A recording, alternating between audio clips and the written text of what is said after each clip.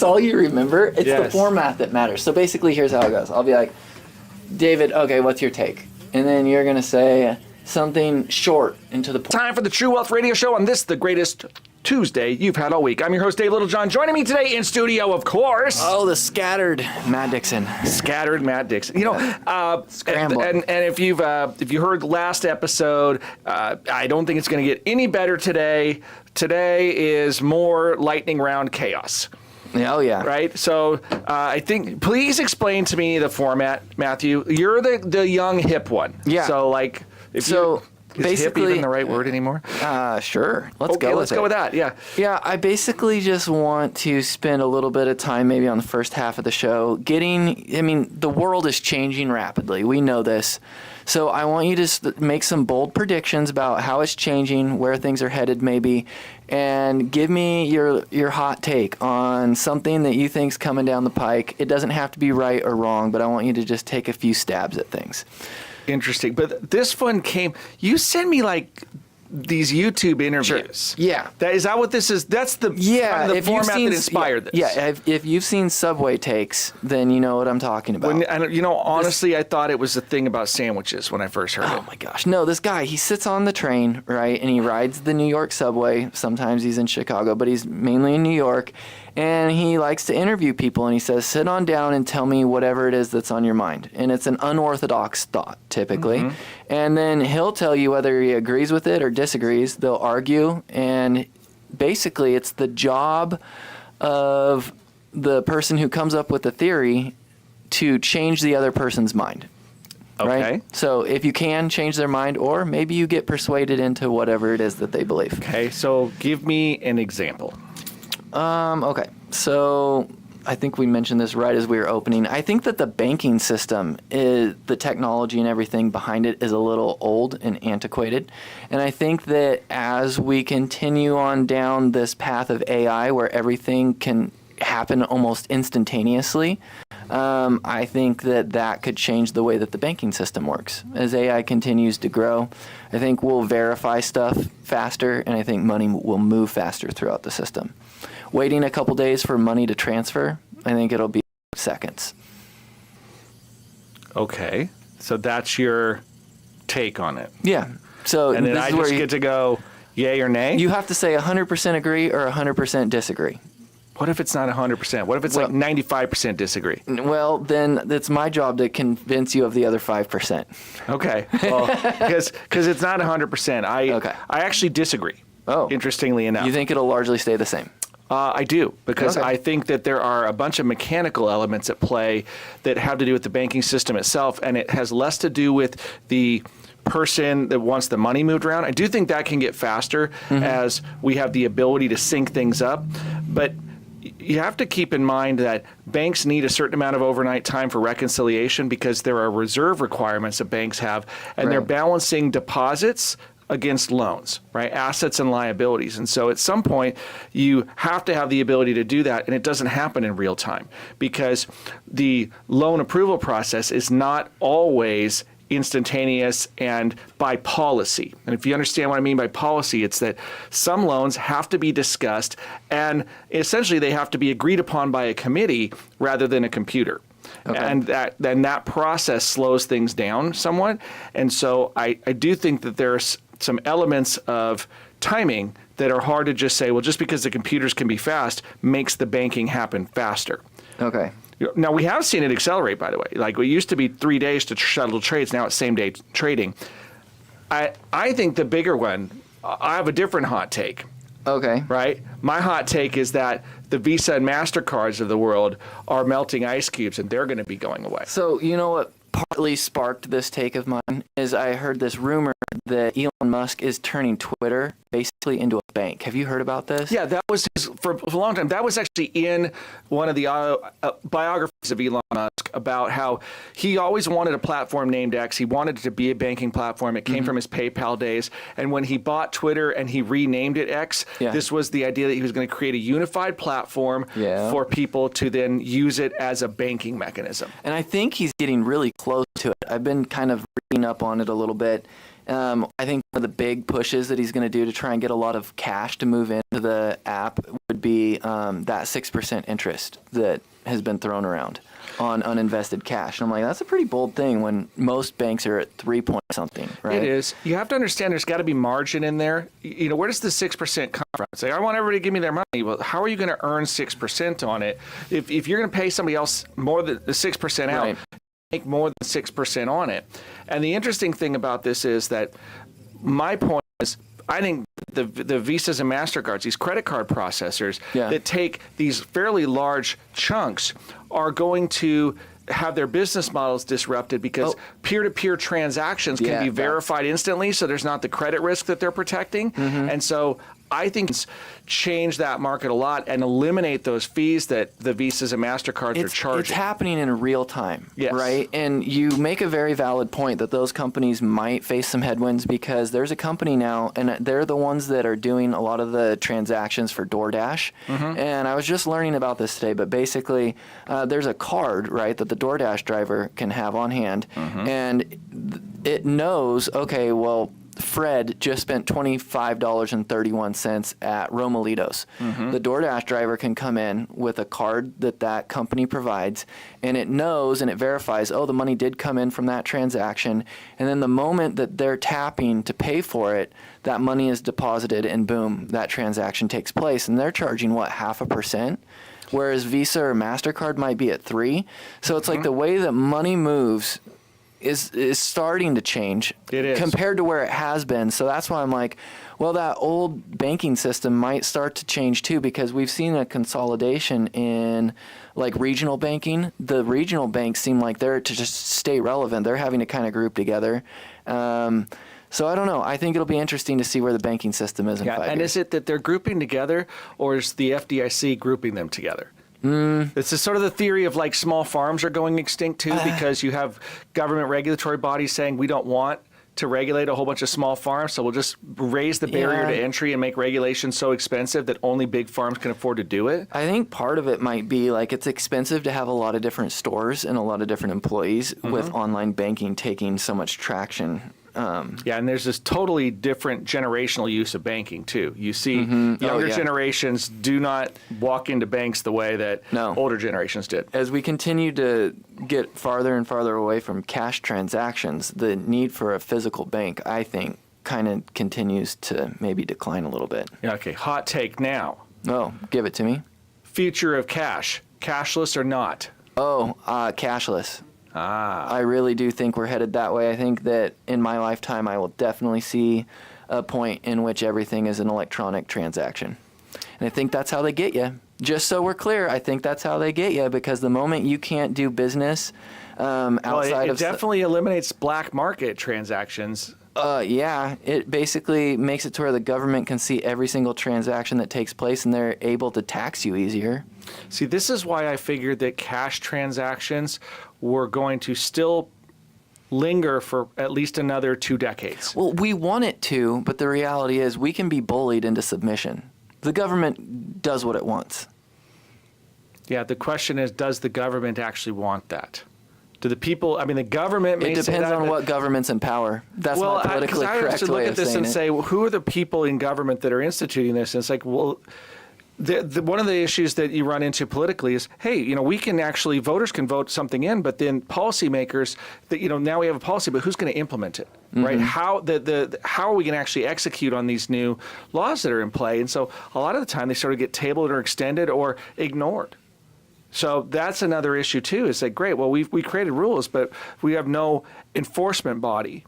And then we have some rules that still exist, but we've all agreed that we don't enforce them anymore. Here's my hot take.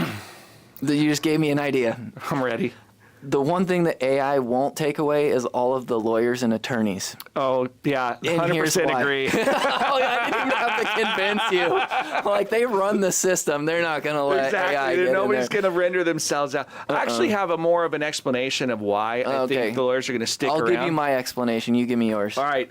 Well, here's what I'm going to do. I'll look at the clock. You're not going to stick around? No, I'm going to perfectly use this to hang the audience out there and be like, no, we want to hear what it's going to be. You want to know why AI is not going to take take over the world quite yet. I'll explain it, but we got to take a break first. So there's the music, and you know what that means. Everybody stick around, listen to all the messages. If you channel surf, you have like 90 seconds, and you got to be back. Okay. Stick around. I'm Dave Littlejohn. And Matt Dixon. You got True Wealth on News Radio 93.9 FM and 1240 KQEN. What? I'm asking if you could plug it in. Sorry, I'm watching both screens and you guys at the same time. I know, because you know how I can tell? Because you do this sometimes. 'Cause I'm trying to see it. You guys I didn't- are looking at my phone. Yeah. And I'm trying to read the teeny tiny words. Is there because- comments? It looks like there's comments. What are some of the comments? I'm going to try to log He into said, Rando "Your YouTube. YouTube audience is here. It should be able to happen in real time. To your talking about AI banking. Mm-hmm. Schwab was revolutionary back in the day. Credit cards make ridiculous fees to cover those not credit-worthy. U.S. government shut down Iranian Bitcoin transactions and Match are frozen. Which, Matt, you are frozen. Oh, look at that. That's a I had to turn Flattering you off frame, to too. Keep it from lagging or something. from shutting down completely. So is It's it- shutting will down it- completely? Is it capturing the video of both of us then? It's capturing the video of him and the audio of both of you, and Oh. it caught like the first 6 minutes of your video. I unplugged it, replugged it, caught Huh. 3 more minutes. Weird. You know, Yeah. I hate our technology. I'm ready to just go back to just record it on the cameras and then take the files and use them, because this just breaks every week. Right? Like, it just Should we doesn't have work. her shut it down and then start?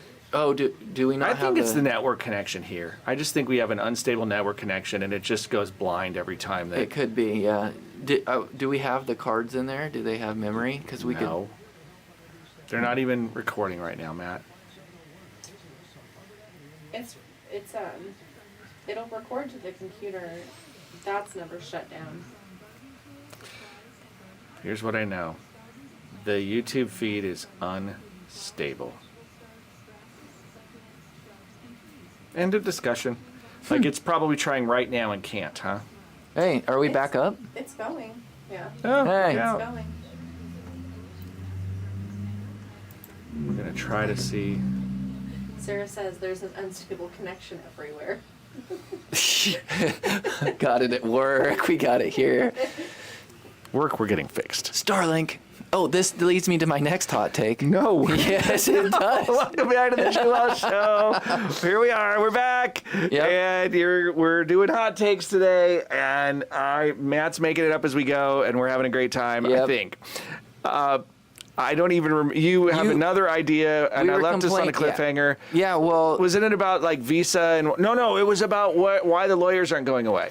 oh yeah, and then I had another hot take about unstable connections. Unstable connections. All Great. right. This sounds like But bad dating continue advice. on. You were going to tell us before we went to break about why you thought that lawyers are never going to be replaced by AI. It's going to be a long time, and the answer is more straightforward. And I think a bunch of people probably see this one coming. And the answer is lawsuits. Okay. Right? If AI makes a decision and AI gets it wrong, who do you sue? All right. So, and what's going to happen is it's going to be the company sponsoring the AI. And then they're going to say, well, no, we're not going to make any guarantees around this stuff. And so then the data is going to all be DIY, but then you're not going to have people that know how to use it. So it's like everybody's going to be trying to wash their hands of this. And at some point, somebody's going to get caught simply because lawyers are going to say, you can't offer this Right. and pretend that you're not in it. And so the lawyers, of course, will be the last ones to legislate themselves out of a job. Right? Because they're the ones going to make the laws so that, they're not going to let themselves get replaced. That's just pretty understandable.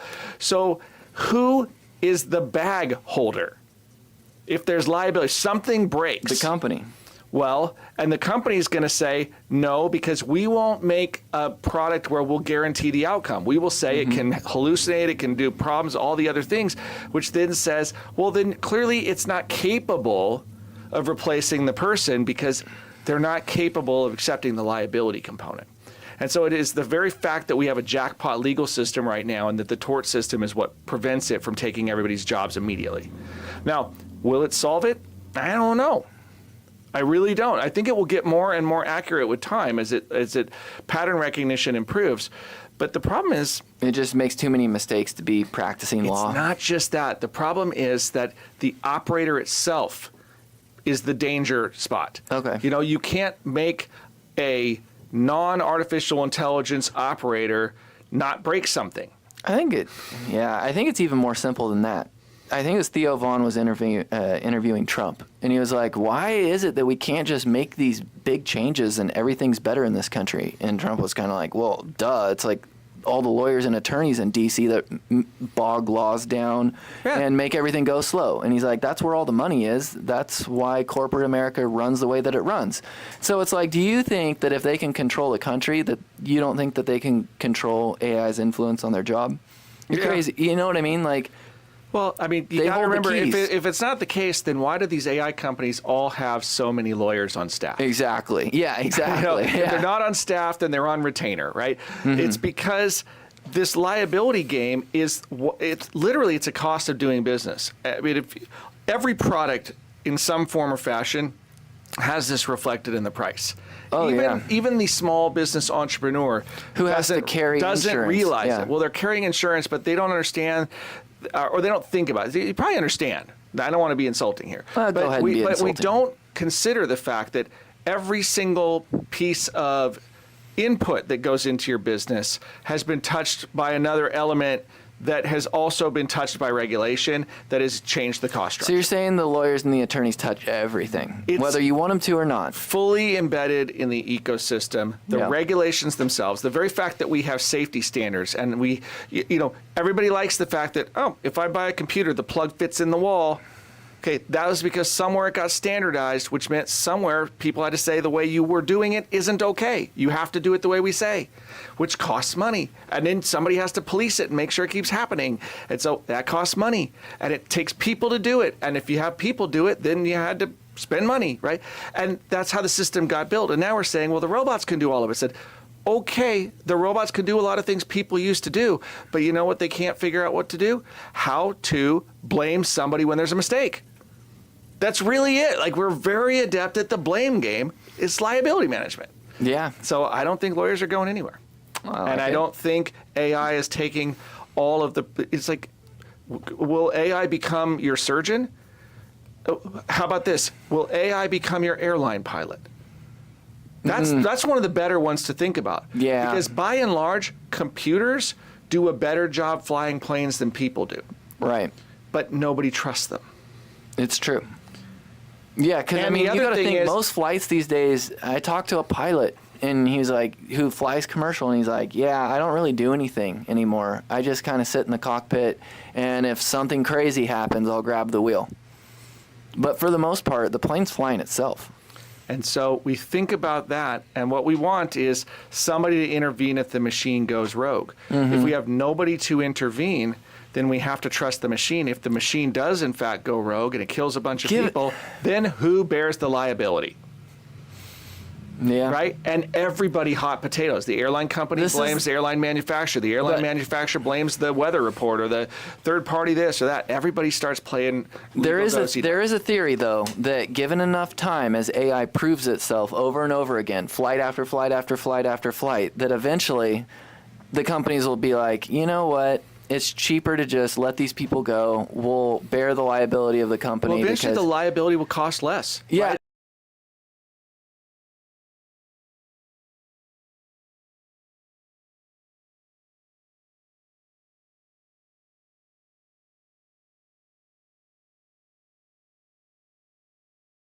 take for over a decade. What happens to the car insurance companies? Like, Oh, you're thinking about this different than me. That's yeah. fun. Well, yeah, like the car insurance company, if there's not a bunch of claims and money going out, Warren Buffett literally talks about this and says, yeah, at some point, our insurance companies aren't going to be as viable. We don't know when No. it is, but Yeah. they have to work out the liability management too. And until then, we have a job.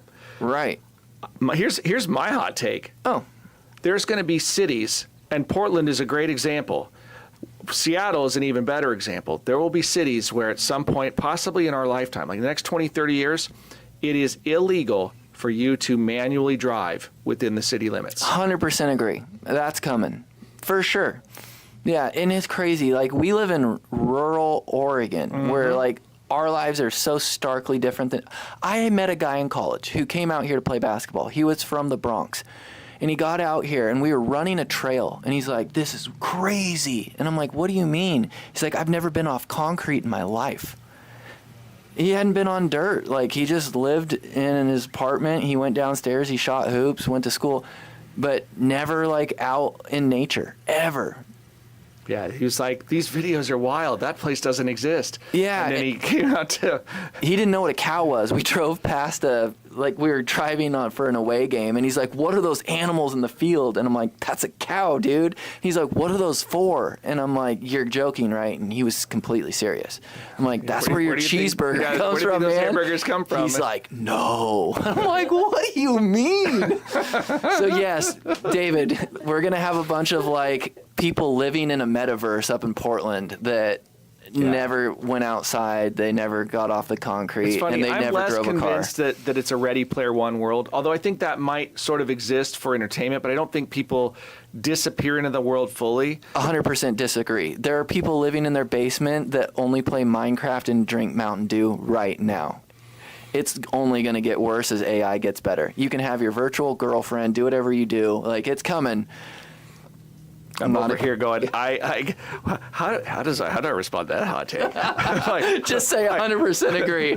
Come on, dive all in. I'm 100% dodging that. You can't dodge that one, David. I threw it out there. You either got to jump on or jump off. Here's the thing. I think that a metaverse style event will exist.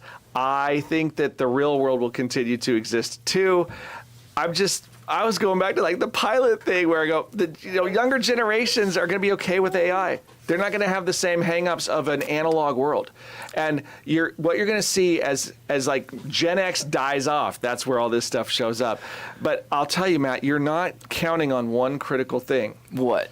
What happens if AI deems Mountain Dew unhealthy and takes it away? Your entire theory collapses. I mean, we're already kind of seeing that. RFK's pulled soda from West Virginia, the stuff with the high. Do you remember a few years ago when it was New York tried to ban sodas over a certain size or tax them? It was like a calorie tax. Oh, yeah. I saw that in one of the European countries, anyone born after 2008 can no longer legally smoke. Did you see that? That's crazy. Huh. Yeah. And I'm like a lifetime ban, no smoking, you're out. So you have to be born in 2007 or later to be able to legally have a cigarette. I'm like, Europe's getting pretty radical. It's coming. Radical. We're going to get regulated into the ground. The interesting thing to me is how 1982. Culturally, what was that? 1982, that George Orwell stuff. Well, think about it. No, you got to stop. It's 1984. Sorry, 1984. I got to correct that one. Sorry. You're you're so young. Asterisk. It's 1984. I read it. I promise you I read the book. But, dude, hey, it's because my Fahrenheit 916. No! No! I know the author is George Orwell. I'm not totally out of the loop here, but The proletariat is real. Come on. City surveillance, it's growing. That segment of the market, AI video cameras watching every street corner, it's coming. You're about to get regulated. They can freeze your credit card. They know where you are. It's happening in China already. Social credit scores. And the wild part about it is my understanding. Of course, I'm not there, but the reports are there's a bunch of people that are into it. It doesn't bother them at all. It's like a gamification of life. They're trying to figure out how to get their scores way higher, and they're super compliant and happy being it. Mm-hmm. And I just think, because I don't know about you. I'm the really obnoxious guy. It's if you ask me to do something, I kind of go out of my way to try to help you. But if you tell me to do something, I just dig in. I'm like, Yeah. No, I'm not gonna. Right? No, you have to do this. I don't have to do crap. You have to. But it's well, will you please do it? No, okay. It's so dumb. So dumb. But a bunch of people out there listening, they're like, yeah, and? Because you're just like me. Okay. David, I need one more take from you. I've been throwing too many out there. You need a take from me. Yeah. Okay. If you don't have one, I do have one in the back of my pocket, but I'm starting to run thin here. What? I mean, I'm still laughing. Okay, my hot take is going to be based on your Europe thing. Okay, Oh, hot okay. take, the thing that they will take away from us Oh, yeah, here what? in the United States that people aren't even going to object to. Oh, they're just gonna willingly. Yeah, what is something, now actually, as I think about this, I'm like, I'm not sure what it would be that we would just willingly give up. But the interesting one is, my sense is it'll be something like people will willingly sign up to give up certain privacy rights. Like, oh, we want to switch to a digital currency. Sure, we can do that, and you'll actually pay a lower tax rate if you have a that would certain be a amount of transactions sneaky above this. way to- And how would they do it? It'd be something like, well, we have your W-2 wages, and then we can track it, and as long as your W-2 wages and what you spend stay within certain parameters, and we look at a multi-year level.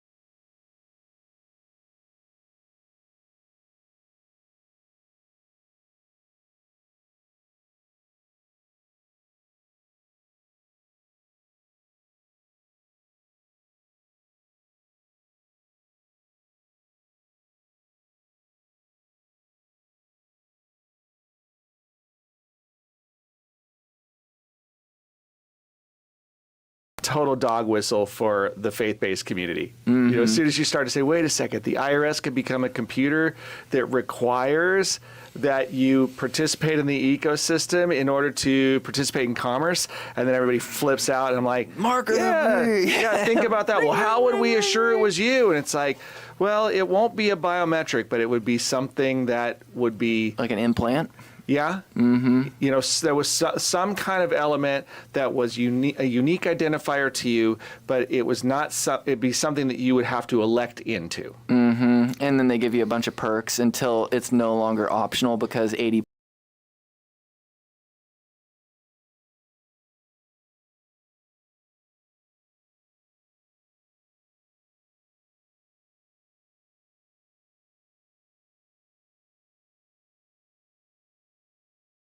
Give you a hot take, and then we're going to take a break. Okay? Okay. So this is the thing. My hot take, and then we're cueing the music, right, Kyle? My hot take is that we're going to have a bunch of folks that, well, the hot take is people don't understand the difference between majority rule and minority rights and how it blows up in their face. Oh, okay. We'll play that Okay? game. So we'll come back, and what happens when the majority sucker punches itself? Okay. Stick around. We'll be right back. I'm Dave Littlejohn. And Matt Dixon. You got True Wealth on News Radio 90, on News Radio 93.9 FM and 1240 KQEN. Oh, the. Yeah, I was juggling that one in my mind as I thought it through. But the hot take is, what happens when people vote their own freedom away? Oh, you mean like, yeah. And I mean, like, people will voluntarily Yeah. give up their freedom thinking it will make them safer. Yep. All you got to do is put some dollar bills behind it and people start jumping at the bit. Wait, jumping at the bit? Mm-hmm. What does that mean? It means jumping at the bit. It's chomping at the bit. Chomping, jumping, It's chomping. a horse analogy. The horse has a bit in its mouth and they chomp on it when they're getting anxious. Horses also jump. Give me that thing. Jumping at the bit. The other day, my daughter said it was supposed to be saying "up your nose with the rubber hose," and it's an insult, but it was "up your nose with the rubber horse," and I'm like, "What does that mean?" That's even better. I like that version. And it's stuck now. That's a joke in our family. Like, no. Yeah, I love it. All right. You can't let me lose the narrative on this one. I made so many accidental. I don't even know if you caught how many there were, but it was like a series of 3 really bad, like, what's the word I'm looking for here? Faux pas? No. It was like, Emma, how would you describe this? Oh, turn to Emma, sure. No, she laughed, like, Oh, instantly. The,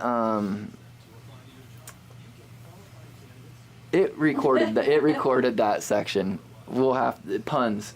There was like a series of those in there that was not even purposeful, and yeah, not good. No.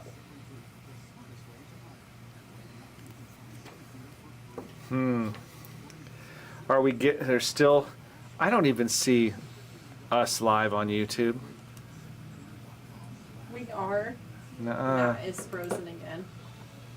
Okay, well, now we have to fire you. That sucks. The hardware thing isn't working. Oh, here it is, live now. I look live, You are live, and the audio is live. and there's a bunch of. Oh, Mr. Mike. Hucks. I love- Maple syrup. I love how it gives him a little crown. What child support? What did he say? 82 is a trailer. Where is it? These are priceless. Oh, Is this that's in the slaves. comments. Okay, yeah. To our favorite YouTube commentator, Mr. Mike AA. I can't read these. I'm gonna laugh. Yeah, you can. So funny. You gotta show me. Oh my gosh. All right, gang. Welcome back to the True Wealth Radio Show. Dave Littlejohn is still in studio with. Matt Dixon. Okay, he's like good. It's like, but is Matt here? Yes. All right, so we are going through the hot takes of the day, and my hot take at the break. Matt, Yeah. what happens? So my take is that we're going to have a population that is going to vote intentionally to take its own rights away. Okay. It's the idea that it was a minority-majority contrast issue. And what happens when you get a majority of people that vote something in that can't really exist, and then it takes them down out of naivety? Sort of like the idea of like, we're just going to vote ourselves a raise. These were people that are like, well, the government should just give everybody. One of my favorites is like, Elon Musk is worth like $100 billion. So he could give every person in the world $1 million. And you're like, no, that's not the math. Right. You could give every person, there's 8 billion people and he's worth 90 billion. So everybody could get like $1.1 billion from him. Like, bro, that'd be like $101. That your math is way off by orders of magnitude. Right. And even my math may be off, but I know there's that one that they do is just. You serious? So, I'm thinking that people will vote themselves. They'll try to basically like vote a raise, or they'll. The one I really think is going to happen is a wealth tax. I really think that you're going to see a group of people that try to push through and It's say. been talked about for way too many years, and way too many people are like, yeah, pay your fair share. And for those of you that aren't familiar with this as a concept, okay, the problem, first, a wealth tax is just somebody's worth like $1 billion, then they should have to pay taxes on their net worth. Okay, the problem is it's not necessarily moving. Imagine that you create a company, or the company's not even a good way to, let's say that you own a piece of land and it's discovered that there is a rare mineral on the land that you live on that can create unlimited power. I'm making this up, clearly. But that it's discovered, and all of a sudden, the property that you bought for a normal amount is valued at $100 billion. Mm-hmm. And you also learn that if we use this mineral, it's going to harm a bunch of people at the same time. And so you decide, no, I'm not going to let anybody come mine it. But the government comes along and says, well, I got good news and bad news. Your property's worth $100 billion, and you have a wealth tax now of 5%. So you're going to have to pay us $5 billion in taxes. And you're going to say, what? Well, that sucks because I don't have $5 billion. Right. And I have no way to get $5 billion. And they're going to say, well, then I guess you're going to be forced to sell the land to pay the taxes on the land. And then once the land is sold, it's not your land anymore. It's extortion. Okay, this would happen with private businesses too. You Oh, start yeah. a business, it becomes valuable, and now we force people to sell the business in order to pay the taxes. What you did was you just created communism. People don't think of it that way, but it's like that's what it is because you just eliminated individual ownership. Right. The question is just at what scale. And when you go, well, that's for billionaires, not for everybody else. Like the way that you establish legal precedent is first get it passed somewhere and then move the needle, right? The state of Oregon decades ago said $1 million was the exemption for estate taxes back when people's estate values were less than $1 million. Today, a lot of people, if you own a home and have a retirement plan, you have more than $1 million. Yeah. And everybody's falling under the estate tax because Oregon never changed the numbers. They didn't index it for inflation, and eventually inflation caught up. Right. And so the tax just keeps getting greater and greater and greater for them because more people fall under that umbrella. Yeah. And so that's where I think we are heading is that we will try to, the same way every time somebody says we should get rid of the Electoral College. And I go, oh, cringe, cringe, cringe, because you don't understand why those checks and balances exist. You don't want populism. You don't want New York and LA to vote for how everything happens in the country. Especially if you consider that, largely speaking, it's pretty well considered that like LA area, so go down to that area and go to like all those fires in Santa Monica, those happened last summer, and a lot of it was because of government incompetence. Right. Because the government has allowed a fair amount of policy that has essentially rendered itself ineffective by giving away jobs to unqualified people. That's a form of corruption. So what you're going to say is let's give the centers of corruption complete control over the country. You don't really want that. What you No. wanted was the thing that you wanted to win over, you wanted that. And so, well, then this would have produced it. So I'll vote for that. Okay, great. If you do, you have no idea what you're giving up. It's true. That's the problem, is that people will cut off their nose to spite their face. 100% agree. Okay, well, then that hot take was short. I talk too much, but there you go.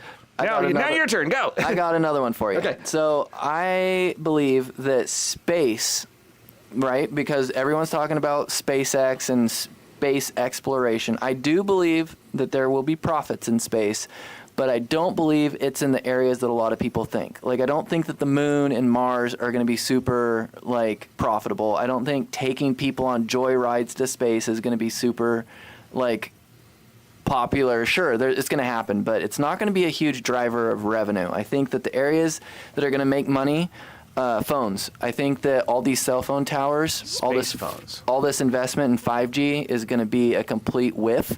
And I think that sat phones are going to dominate in the next 5 years. This is where I am going to 100% Oh, disagree. Finally, we got to disagree. Yeah, the Good deal. disagreement is going to be on the satellite phone. Really? Okay, Yes. go for it. It takes a lot of horsepower to push a signal from a phone to space. People will pay for it. They won't. They'll be cost sensitive somewhat, but mostly I don't think they will. I think that there could be safety protocol issues. If you have to have enough antenna power to push a signal 60 miles into orbit, or even 25 miles into low orbit, or whatever it may be, and it has to get through an ionosphere and other things, like that takes a lot of horsepower.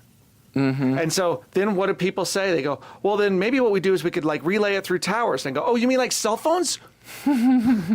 Now, do satellite phones have some potential? Yeah, they very well may, but it takes a lot of energy and a lot of frequency and horsepower to push signals to space.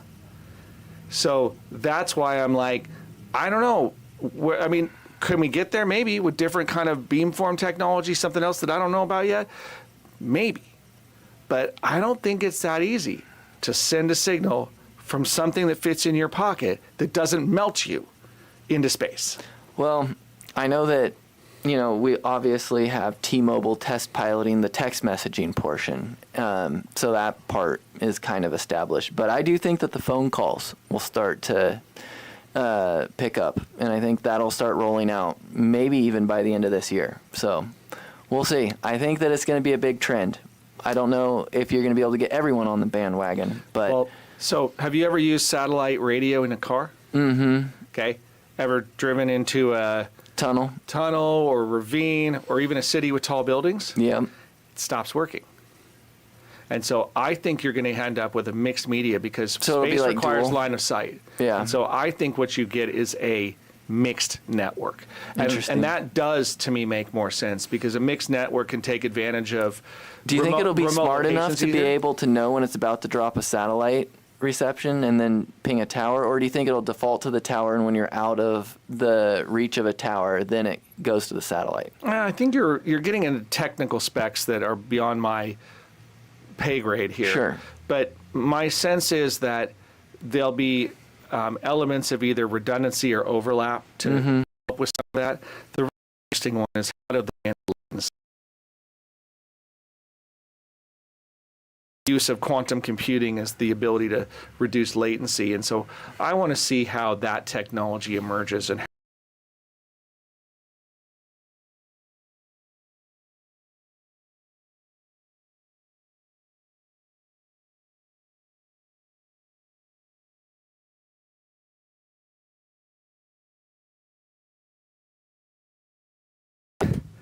I think that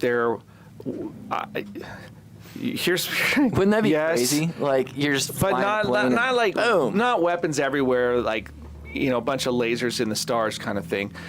Not I like think there'll missiles. be some. Missiles are fairly heavy and expensive to get into space. Mm-hmm. So I don't know if you need that as much.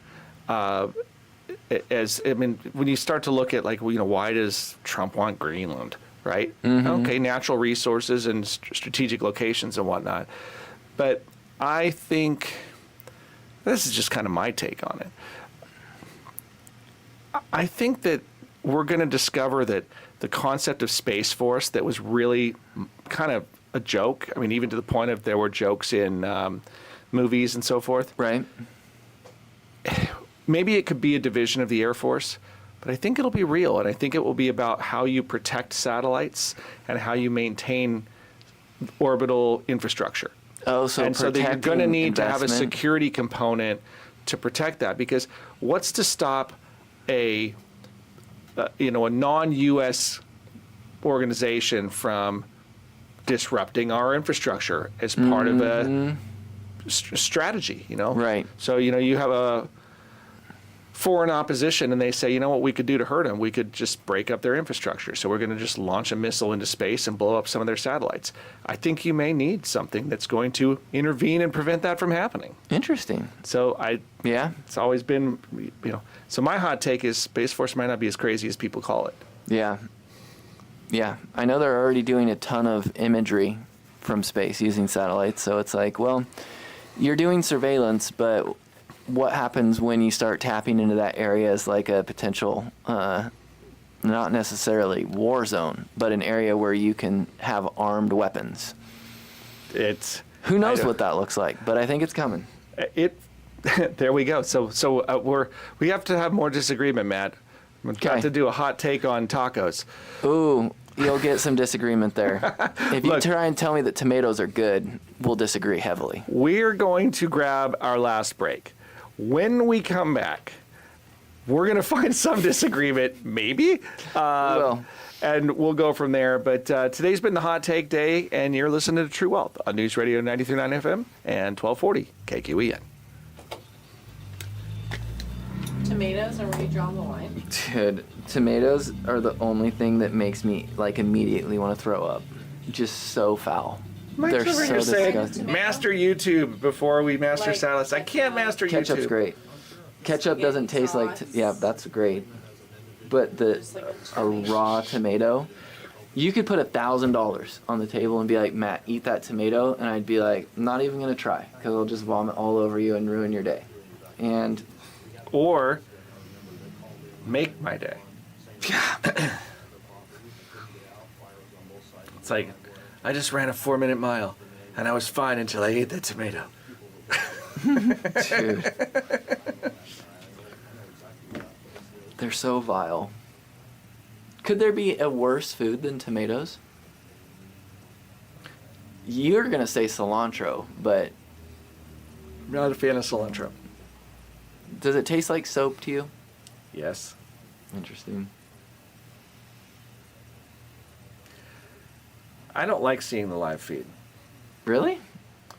Yeah. Why? You don't love all Well, these. it's delayed. Quite. And yeah, Oh. it's delayed. Can't handle it. Plus, I see me, and I'm like, what am I doing with my hands all the time? I'm always like moving my hands around and just, what am I doing? Can't You figure know out to do what? with We my should hands. totally do a radio show where we like tape you up and it looks like you've been kidnapped and put a bag over your head and you're just like, put a voice filter on there. I promise. You know, like, Yeah. that'd be fun. Just put the blue dot. Uh-huh. There's a guy that has over 5 million followers on social media, and all he does is he wears a green ski mask and throws paper airplanes off of buildings. We can break into this, David. We just got to do the same thing over and over again, and it has to be weird enough to where people want to stop and watch because it's so different. So I think you need to dress me up like Ron Burgundy from Anchorman, and we need to have like Jazz flute. a jazz flute and some cigarettes or something. Like we need. Wait, were you born before 2007? Oh, we're back. Dang. Hey, gang, welcome back to the home stretch of the True Wealth Show. Where Today is David the gonna hot play a take flute day. for you. What's that? You guys said bust out the flute. Yeah, we're trying to figure out how to make this work on YouTube. And what we've discovered is our hardware is fine, but it just still goes, meh. So that's a technical term. Anyway, the radio still works, and we love that part. Matt, Yes. what's your hot take on newspaper? News, like, Yeah, like physical newspaper in the next 20 years. I think it's good for like worm castings and stuff. Like if you're trying to like have a worm farm, but other than that, I don't really know what else it's good for. Can you just do that with the paper without it being newspaper? If you just had a big roll of paper, could you do that? Probably. Okay. So newspapers, you're headed for the worm farm. Oh my goodness. But you know what? It's sad because I remember so looking forward to it. You know, you go play your high school basketball game, drop 25 points, and you're like, am I athlete of the week? Like, am I the headline photo in the newspaper? So you're opening it up, like, where am I? Oh, I'm in there. And it was cool, right? Like as a kid. I was not ever in there for that. Oh, well, it was cool getting featured in the paper, right? And so you like, that was awesome. But other than that, I don't think I ever opened a newspaper. But that's selfish, isn't it? What? Yeah. It's better when you say it yourself. I'm going to retract everything I said. Like, Hot wait a take. second. The only thing a newspaper's good for is when you're in it. Hot take. Matt would like everybody to give him a hug. Yeah. He'll be my new best friend. So, yeah. No, and you were really good at basketball, Matt. There you go. No. No. Good enough for a local newspaper. That's where it stops. Fair enough. Starts and stops. Okay, so the hot take is the newspaper is sunsetting. It's done. Okay, how about terrestrial radio? Come again? Like, are you saying like the aliens? Land-based, no, not extraterrestrial. Terrestrial radio. My goodness. I feel like I'm dating myself by accident here. You said it, not me. So, Gen X is the digital analog converter generation. I'm just telling you, like you had to have a foot in both worlds, and all you young pups are just like, wait a minute, what's a newspaper? Give me some layman's terms, and I'll give you my yes or no here. Layman's terms. Yeah. What are you trying to say?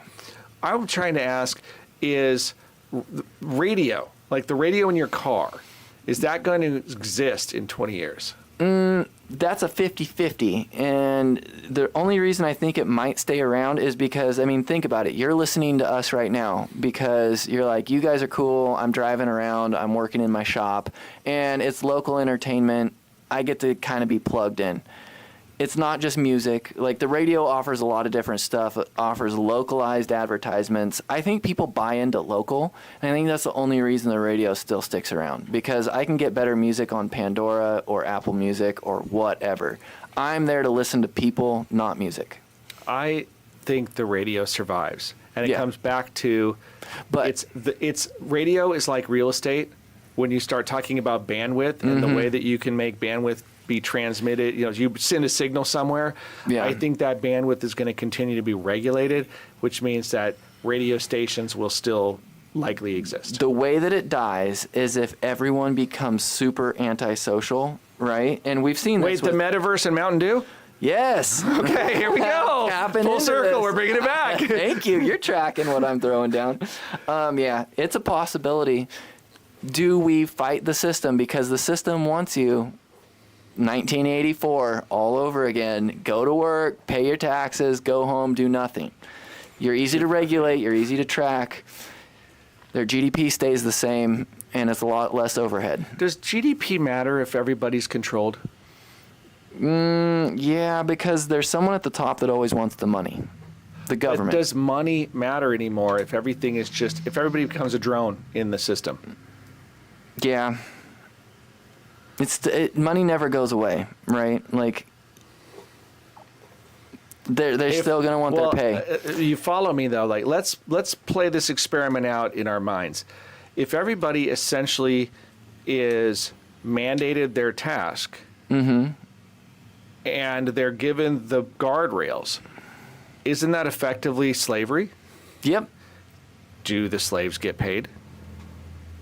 Enough to exist, because they have to exist, right? So it takes some sort of payment to exist. Well, but does Whether it? it's- sort of whether like, it's all right, coming what if, from the what if it was government- prison? What if it was prison and it's just like, here's your allotment of what you need in order to survive. Everybody gets issued their stuff. This is what it is. The prison has to get paid by the labor of the people still. Why? Because someone has to pay for the things. Like, the government can't just, like, So you're still stuck in this whole idea of like, well, but I'm trying to fit this into a piece of a bigger system that has choice. If there's no choice, what is the money good for? There's no need to exchange for anything because there is no choice. well, even in, like, the most strict communist countries, money still exists, even though they're basically slaves to the system. Right? I'm asking, what's your hot take in the last 30 seconds?